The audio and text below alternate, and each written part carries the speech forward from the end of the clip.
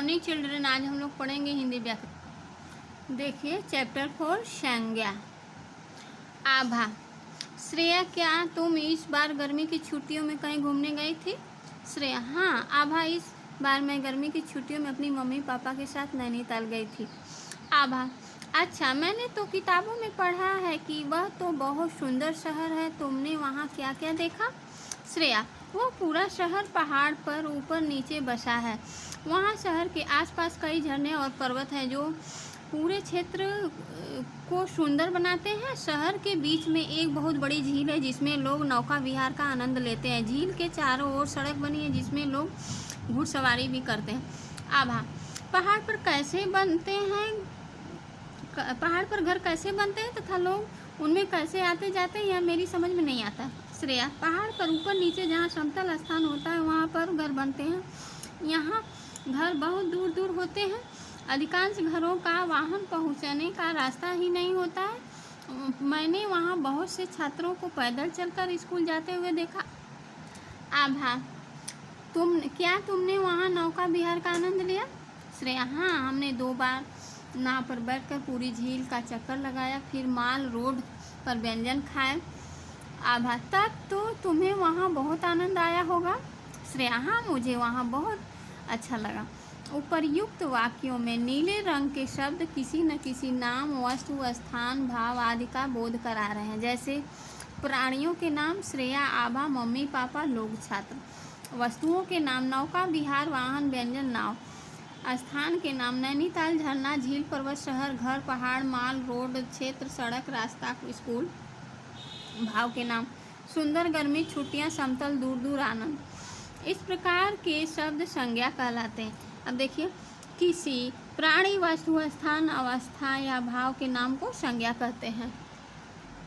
संज्ञा के प्रकार। संज्ञा 3 प्रकार के हैं: व्यक्तिवाचक संज्ञा, जातिवाचक संज्ञा, भाववाचक संज्ञा। व्यक्तिवाचक संज्ञा देखिए, जिस संज्ञा शब्द से किसी विशेष व्यक्ति, वस्तु या स्थान का बोध हो उसे व्यक्तिवाचक संज्ञा कहते हैं। जैसे रानी लक्ष्मीबाई को हम सब झांसी की रानी के नाम से भी जानते हैं।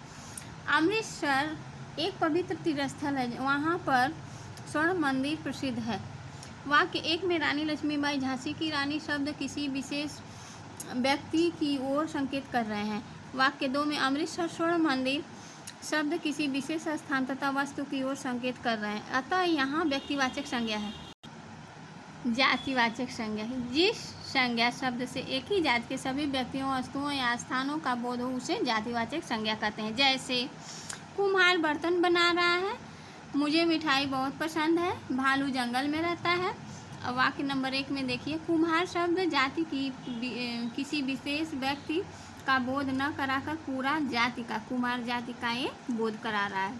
वाक्य 2 में देखिए, मिठाई शब्द सभी प्रकार की मिठाइयों का बोध करा रहा है, इसमें तो बहुत सी मिठाइयाँ हैं। और वाक्य 3 में भालू शब्द अपनी जाति का एक प्रयोग करा रहा है, यहाँ जातिवाचक संज्ञा है। कुछ लोग जातिवाचक संज्ञा के 2 अन्य रूप भी मानते हैं, ये निम्नवत है। देखिए, पहला समूहवाचक या समुदायवाचक संज्ञा।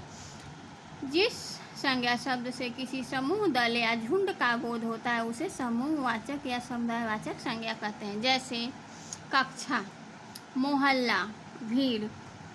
उपर्युक्त चित्रों में कक्षा, मोहल्ला तथा भीड़ शब्द किसी समूह का बोध करा रहे हैं। अब देखिए दूसरा, द्रव्यवाचक संज्ञा। जिस संज्ञा शब्द से किसी द्रव्य पदार्थ अथवा धातु का पता चलता है उसे द्रव्यवाचक संज्ञा कहते हैं। जैसे दूध, ईंट, कोयला, जैम। उपर्युक्त चित्रों में दूध, ईंट, कोयला तथा जैम शब्द किसी द्रव्य या धातु का बोध करा रहे हैं। अब तीसरा देखिए, भाववाचक संज्ञा।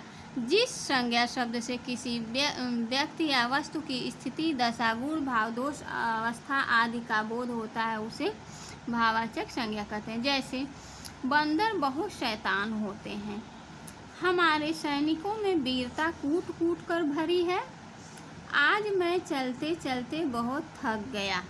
वाक्य 1 में शैतान शब्द व्यक्ति के दोष को, वाक्य 2 में वीरता शब्द व्यक्ति के गुण को, वाक्य 3 में थकना शब्द व्यक्ति की स्थिति प्रकट कर रहे हैं, अतः यहाँ भाववाचक संज्ञा है।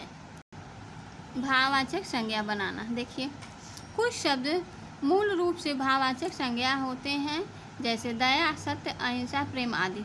जातिवाचक संज्ञा से सर्वनाम से विशेषण से, क्रिया से और अव्यय शब्दों से भी भाववाचक संज्ञा बन जाती है। भाववाचक संज्ञाएं केवल अनुभव की जा सकती हैं, किंतु इन्हें देखा नहीं जा सकता। अब देखिए बच्चों, आप लोग इसको ये जातिवाचक संज्ञा से भाववाचक संज्ञा बनाना है, यहाँ तक आप लोग एक लर्न कर लीजिएगा। फिर सर्वनाम शब्दों से भाववाचक संज्ञा बनाना है, ये सब यहाँ तक आप लोग कर लीजिएगा। अब देखिए आप लोग, ये अभ्यास है, बुक पढ़ के आप लोग इन सबों को आप कर लीजिएगा। थैंक यू बच्चों, धन्यवाद।